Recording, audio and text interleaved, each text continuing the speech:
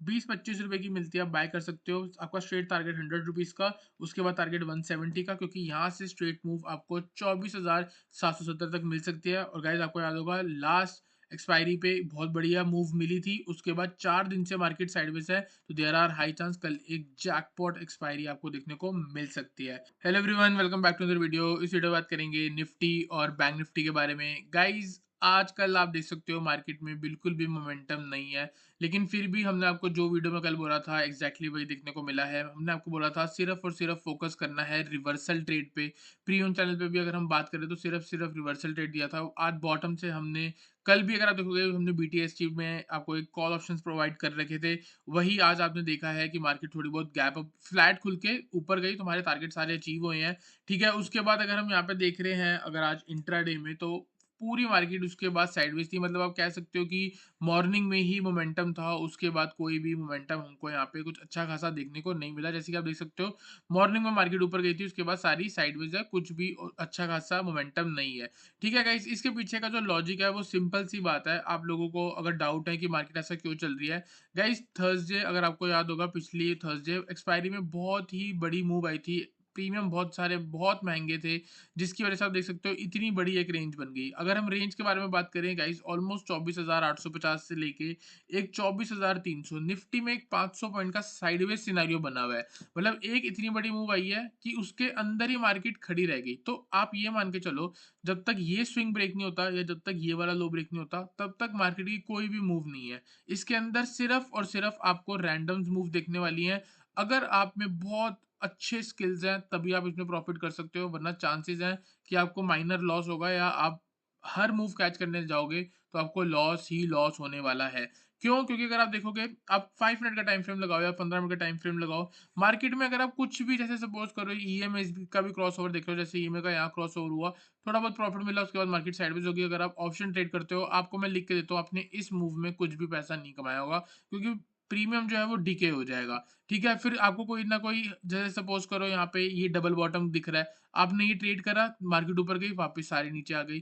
तो ये सिर्फ सिर्फ रैंडम ट्रेड्स है, आपको थोड़ा सा माइंडसेट चेंज करना पड़ेगा। जैसे कि ये सपोर्ट था, सपोर्ट के नीचे मार्केट निकली, ये साइडवेज हो गई, इसीलिए हमने कल यहाँ पे आपको एक ट्रेड दे रखा था 24,600 ही कॉल का, यहीं कहीं, और हमको एंड में जाके मूव देखने को मिली थी ये 3 बजे वाली। और फिर आज भी मार्केट ऊपर ही रही। क्यों? क्योंकि यहाँ पे क्या था, सपोर्ट के नीचे सारे लोग सेल करेंगे, तभी एक बिग प्लेयर जो है वो यहाँ पे बाय करेगा और मार्केट को ऊपर लेके जाएगा। इस मूव से ये मूव मिली, और इस थॉट प्रोसेस से अगर आप ट्रेड कर रहे हो तभी आप प्रॉफिटेबल रह सकते हो। आपको बस वो जगह देखनी है कहाँ पे आपको लगता है कि बिगनर्स स्टॉप लॉस लगाते होंगे, और वहां पे आप जाके अपनी एंट्री बना लो, तभी आप इस मार्केट में जीत सकते हो। और एक दो ही ट्रेड बनेंगे आजकल, इसके अलावा ट्रेड भी नहीं बनते। ठीक है, तो यहाँ पे क्या है, अब पहले हम गाइस बात करेंगे डेली टाइम फ्रेम पे एक ट्रेडिशनल मेथड से, और उसके बाद हम थोड़ा एडवांस लेवल पे चलेंगे। और कल इसकी एक्सपायरी है, तो हीरो जीरो ट्रेड सेटअप के बारे में भी समझना है। ठीक है, ट्रेडिशनल मेथड सिंपल हो गया। अगर आपको मार्केट को प्रिडिक्ट करना है तो आप सिर्फ और सिर्फ ईएमए के कॉम्बिनेशन लगाओ। 20 वाला लगाओ, 50 लगाओ, 100 लगाओ, 200 लगाओ। 20 के ऊपर क्लोज आती है, नेक्स्ट टारगेट 50 का होगा। मतलब जो भी नेक्स्ट ईएमए होंगी उनका हमारा टारगेट होगा। ठीक है, बड़े टाइम फ्रेम पे क्या चलता है, सारे अगर अप ट्रेंड है तो ईएमए, आपको मैंने ना इसका पहले भी यूट्यूब पे मैंने अपना ईएमए 20, 50, 100, 200 का सेटअप समझा रखा है, कैसे इसके बेसिस पे ट्रेड लेना है।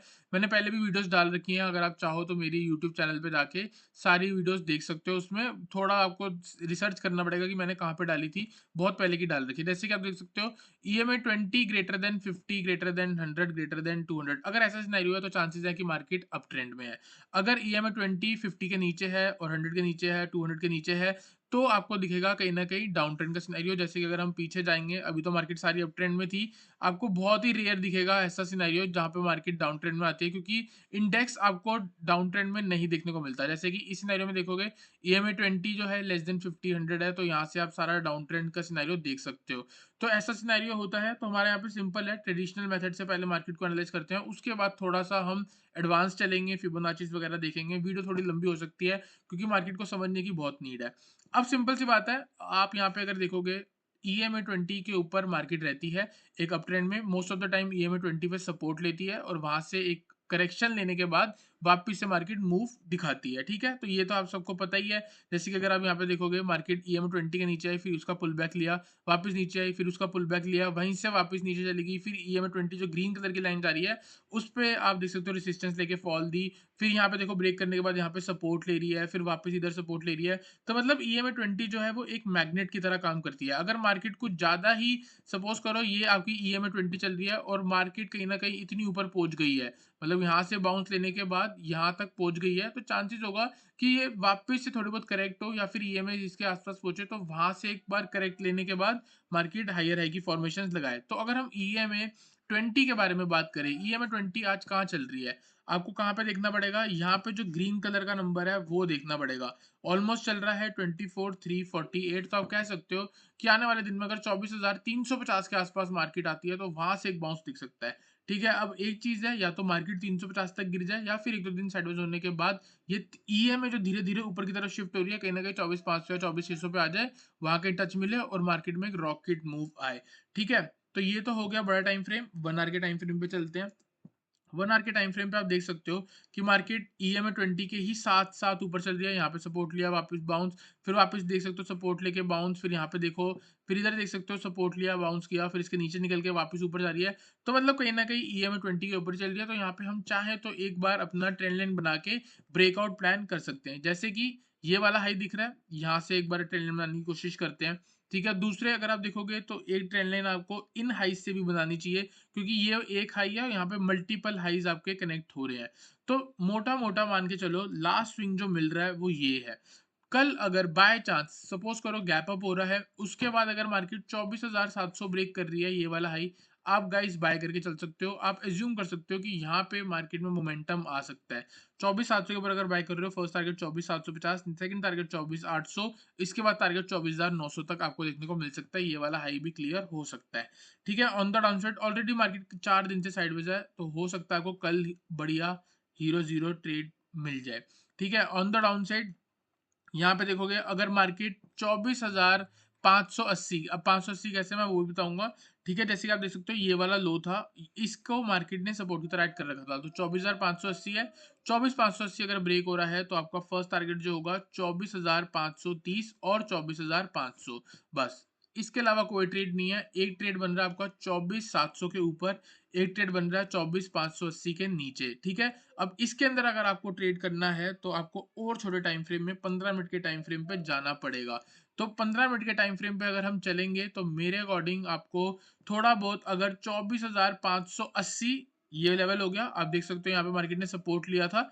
ठीक है, इसके नीचे यहाँ पे बिग प्लेयर ने एंट्री करी है, एक बढ़िया मूव देखने को मिली है। तो वापस अगर प्राइस नीचे आ रहा है 24,580 पे, थोड़ा बहुत वापस से ऊपर हायर है की फॉर्मेशन लगा रही है, तो वहां पे आप बाय भी कर सकते हो। और 24,580 से 24,600 के बीच में सपोर्ट ले रहा है, तो आप बाय करके चल सकते हो। और अगर 24,580 ब्रेक होता है तो आप शॉर्ट करके चल सकते हो। ये लोस तक आपको टारगेट मिल जाएगा। तो सिंपल सिंपल अगर हम बात करें, इधर से हमको बाय करना 24,580 के ऊपर, 24,580 के नीचे शॉर्ट। इधर आप चाहो तो मार्केट को अवॉइड कर सकते हो या सिर्फ और सिर्फ बाय ट्रेड्स ले सकते हो, क्योंकि ओवरऑल ट्रेंड जो है वो मार्केट का बुलिश है और 24,700 के ऊपर आपका एक बढ़िया मोमेंटम ट्रेड बन सकता है। तो गाइस आई होप आपको समझ आया हो। चलते हैं इसके एक बार थोड़ा सा फिबोनाचीज भी लगा लेते हैं ताकि हमको अच्छे से क्लियर हो जाए। ये तो था ट्रेडिशनल और अब थोड़ा हम प्रोफेशनली भी बात कर लेते हैं। फिबोनाची सिंपल है, इस लो से लेके अभी तक का जो हाई लगा था वहां तक मैं लगाऊंगा। ये हाई लगा तो मैंने आपको याद होगा, आपको कुछ टाइम पहले बताया था 24,770 जो है वो रेसिस्टेंस की तरह ऐड करेगा, और एग्जैक्टली वही होगा। क्यों? क्योंकि इस मूव का 50% रिट्रेसमेंट लेवल है। जिस दिन मार्केट 24,770 के ऊपर आके क्लोज कर जाएगी उस दिन हमारा टारगेट होगा 25,125 का। ठीक है, ऑन द डाउन साइड जिस दिन मार्केट 24,400 के नीचे निकल के क्लोज कर जाएगी उस दिन हमारा टारगेट होगा ऑलमोस्ट 24,000। तो मतलब 24,770 के ऊपर 400 पॉइंट की जगह है, 24,400 के नीचे मार्केट में 400 पॉइंट की जगह है, और 24,770 से लेके 24,400 के बीच में मार्केट सिर्फ और सिर्फ साइडवेज है। तो गाइस आई होप आपको ये भी समझ आया हो। 1 आवर के टाइम फ्रेम पे चलेंगे तो हमको सेम वही उन्हीं लेवल्स के आसपास आपको सपोर्ट दिख रहा है। तो कहीं ना कहीं 24,580 के आसपास चाहो तो आप बाय कर सकते हो, इसी साइडवेज रेंज में प्रॉफिट कमा सकते हो। लेकिन ये है क्वांटिटी भी कम रखना और प्रॉफिट की एक्सपेक्टेशन भी आपको कम ही रखनी है। बात करेंगे हीरो जीरो ट्रेड सेटअप के बारे में, तो ऑप्शन चेन पे चलते हैं। सबसे ज्यादा पुट राइटिंग अगर देखने को मिल रही है तो वो 24,500 के लेवल पे है।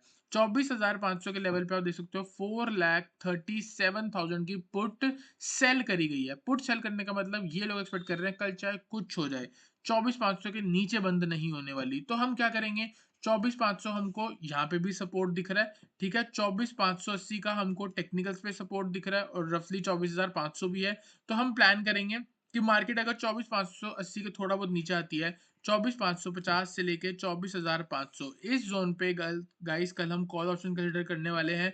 24,600 की कॉल आप कंसिडर कर सकते हो। 20-25 रुपए की मिलती है, आप बाय कर सकते हो। आपका स्ट्रेट टारगेट 100 रुपीज का, उसके बाद टारगेट 170 का, क्योंकि यहाँ से स्ट्रेट मूव आपको 24,770 तक मिल सकती है। और गाइज आपको याद होगा लास्ट एक्सपायरी पे बहुत बढ़िया मूव मिली थी, उसके बाद 4 दिन से मार्केट साइडवेज है, तो देयर आर हाई चांस कल एक जैकपॉट एक्सपायरी आपको देखने को मिल सकती है। तो गाइज चलते हैं बैंक निफ्टी पे, बैंक निफ्टी को एनालाइज करेंगे। डेली टाइम फ्रेम पे चलेंगे, सबसे पहले ईएमएस का सेटअप लगा लेते हैं और वहां से मार्केट को समझने की कोशिश करते हैं। गाइस आप देख सकते हो मार्केट ईएमए से कितनी दूर है, तो हो सकता है ये साइडवेज सिनेरियो हमको आने वाले कुछ दिन तक देखने को मिले।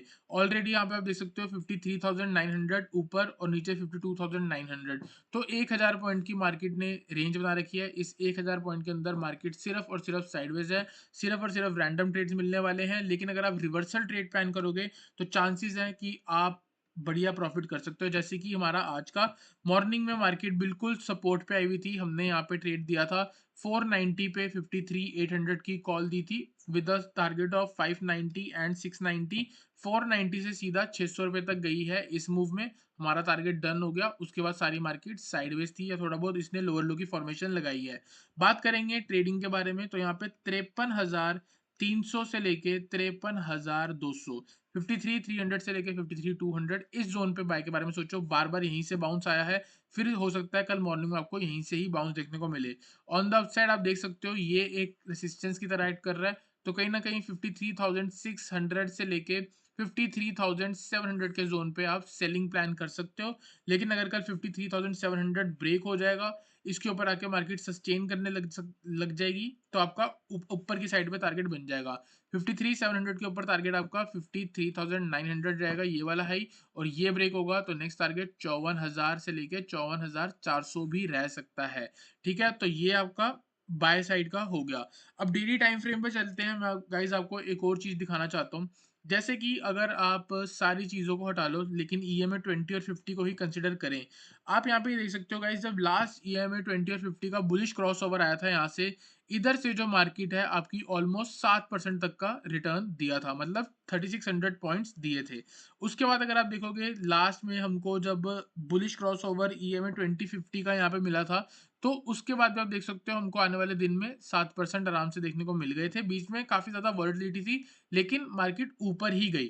ठीक है, उसके बाद अगर आप देखोगे लास्ट क्रॉस ओवर जब बुलिश वाला मिला था हमको यहाँ पे, तो कहीं ना कहीं इधर से भी 7-8% तक का रिटर्न देखने को मिला है। तो अगर हम गाइज यही एक्सपेक्ट करते हैं, मैंने आपको पहले भी बोला है कि बैंक निफ्टी का मेरे को 55,000 तक का टारगेट देखने को मिलता है। जैसे कि यहाँ पे बुलिश क्रॉस ओवर आया है, अगर यहाँ से मैं 7% की भी मूव को एक्सपेक्ट करूँ 7% की, तो यहाँ से मतलब बुलिश क्रॉस ओवर यहाँ का ही हुआ, तो यहाँ से अगर हम 7% एक्सपेक्ट करते हैं तो कहीं ना कहीं 55,600 से लेके 55,000 प्लस का ही टारगेट बनता है। तो मेरे को लगता है जैसे तैसे करके अगर आजकल मार्केट साइडवेज भी है, ऊपर की तरफ अगर ब्रेक करेगी तो मोटा मोटा 54,400, 55,000 और कहीं ना कहीं 55,600 तक का भी टारगेट बैंक निफ्टी लगा सकती है। तो गाइस आई होप आपको निफ्टी और बैंक निफ्टी क्लियर हुआ हो। वीडियो अच्छी लगी वीडियो को लाइक करना, चैनल को सब्सक्राइब करना।